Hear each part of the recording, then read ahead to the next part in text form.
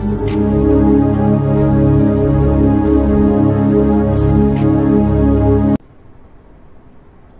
ప్రభువును మన రక్షకుడు అయిన యేసుక్రీస్తు నామమున అందరికీ వందనాలు, దేవునికి స్తోత్రాలు. గొప్ప దేవుడు, అత్యున్నతుడు, మహాదేవుడు యేసుక్రీస్తు ప్రభు మన ఎడల కనికరమును చూపించి, కృప చూపించి మన జీవితాలలో మరొక నూతన దినమును అనుగ్రహించినందుకు సమస్త మహిమ, ఘనత, ప్రభావములు యేసయ్యకు మాత్రమే చెల్లునుగాక. ఆ దేవుడు ఈ నూతన దినములో మనకు అనుగ్రహించిన దేవుని యొక్క వాగ్దానము కృపావార్త. హగ్గయి గ్రంథము 2వ అధ్యాయము 19వ వచనం. కొట్లలో ధాన్యమున్నదా? ద్రాక్ష చెట్లైనను, అంజూరపు చెట్లైనను, దానిమ్మ చెట్లైనను, ఒలీవ చెట్లైనను ఫలించకపోయెను గదా.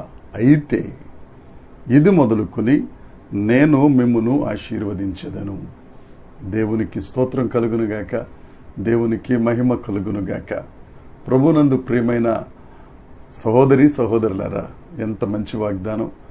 ఇది మొదలుకొని నేను నిన్ను ఆశీర్వదించెదను. ప్రతి ఒక్కరితో ఈ నూతన దినములో దేవుడిస్తున్న వాగ్దానం, మాట తప్పని దేవుడు మీకు అనుగ్రహిస్తున్న దేవుని యొక్క వాక్కు.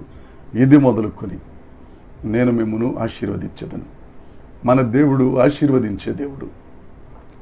ఆదికాండ గ్రంథంలో ఆదామును అవ్వను చేసినప్పుడు 1వ అధ్యాయం 26వ వచనంలో దేవుడు వారిని ఆశీర్వదించెను.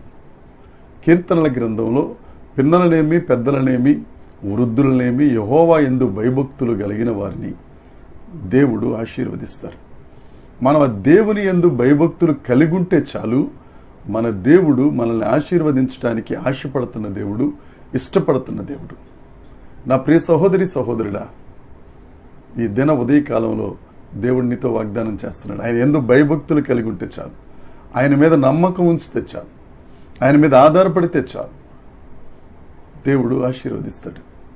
ఎన్నాళ్ళు నువ్వు ఆశీర్వాదం లేకుండా ఇబ్బంది పడుతున్నావేమో, రకరకాల నష్టాలు, రకరకాల ఊబుల్లో కూరుకుపోయి దేవుని ఆశీర్వాదానికి దూరం అయిపోయావేమో, ఇది మొదలుకొని దేవుడు నిన్ను ఆశీర్వదించడానికి ఇష్టపడుతున్నారు.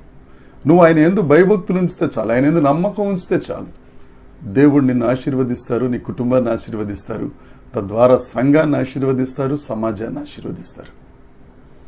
దేవుని యందు భయభక్తులు కలిగి ఉండు, ఆయన వాక్యం చదువు, ప్రార్థన చేయి, ఆయన మీద విశ్వాసం కలిగి ఉండు. అంతే. మహాజలరాశుల్లో నుంచి ఎంత నష్టంలో నువ్వు ఉన్నా దేవుడు ఆయన చేతితో నిన్ను పట్టుకొని పైకి లేవనెత్తి నిన్ను ఆశీర్వదిస్తాడు. ఈ ప్రవచన వాక్కు హగ్గయి గారు రాసింది. ఇప్పుడు అంటే హగ్గయి, జకరియా బబులోను దేశం నుండి యూదా దేశానికి యెరూషలేము దేవాలయం నిర్మించడానికి వెళ్ళినప్పుడు అక్కడున్న ప్రజలందరితో మాట్లాడుతూ, మీరు ఇన్నాళ్ళు నష్టపోయారు, ఇన్నాళ్ళు మీరు వ్యధల పాలయ్యారు, ఇన్నాళ్ళు మీరు బానిస జీవితాన్ని జీవించారు. అయితే దేవుడు ఇది మొదలుకొని నిన్ను ఆశీర్వదిస్తారు అని వాగ్దానం చేస్తున్నారని ప్రకటించగానే వారందరూ విశ్వాసం ఉంచారు, ఆశీర్వదించబడ్డారు.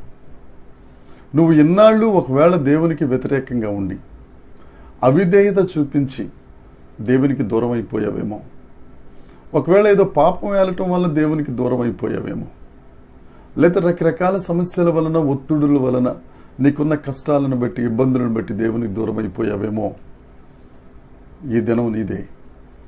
దేవుడు నీతోనే మాట్లాడుతున్నారు. నువ్వు దేవుని దగ్గరకు వచ్చి భయభక్తులు కలిగి ఉన్న ఎడల, నీ హృదయంలో యేసయ్యకు చోటిచ్చిన ఎడల, ఆయన ఎదుట సాష్టాంగ పడితే ఆ దేవుడు నీతో వాగ్దానం చేస్తున్నారు. ఇది మొదలుకొని నేను నిన్ను ఆశీర్వదిస్తాను. నువ్వు ఎన్ని విధాలుగా దేవునికి దూరం అయిపోయినా, ఆయన గుండెను గాయపరిచిన మరలా దేవుడు అంటున్నాడు, నువ్వు నా దగ్గరికి రా, నేను నిన్ను ఇది మొదలుకొని నిన్ను ఆశీర్వదిస్తాను. ఈ రోజు మొదలుకొని దేవుడు నిన్ను ఆశీర్వదిస్తున్నారు. ఆమేన్. ఈ వాగ్దానం ప్రతి ఒక్కరి జీవితంలో నెరవేరునుగాక. దేవుని సేవకునిగా నేను నిన్ను ఆశీర్వదిస్తున్నాను. ఆమేన్. దేవుడి మాటలు దీవించునుగాక. ప్రార్థన. పరలోకమందున్న మా తండ్రి, పరిశుద్ధుడా, గొప్ప దేవుడా, మీకు స్తోత్రం.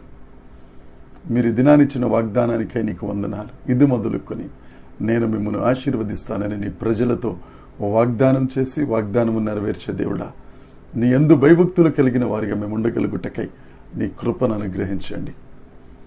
విశ్వాసం ఉంచి నీ మీద ఆధారపడి మీ ఆశీర్వాదములను పొందుకొని నీ నామం మహిమార్థమై మేము బ్రతకగలుగుటకు కృప దయచేయమని మా ప్రభువు రక్షకుడైన యేసుక్రీస్తు నామమున ప్రార్థించి అడిగి వేడుకొనుచున్నాము తండ్రి. ఆమేన్. దేవుని కృప మనందరికీ తోడై ఉండునుగాక. ఆమేన్, ఆమేన్, ఆమేన్.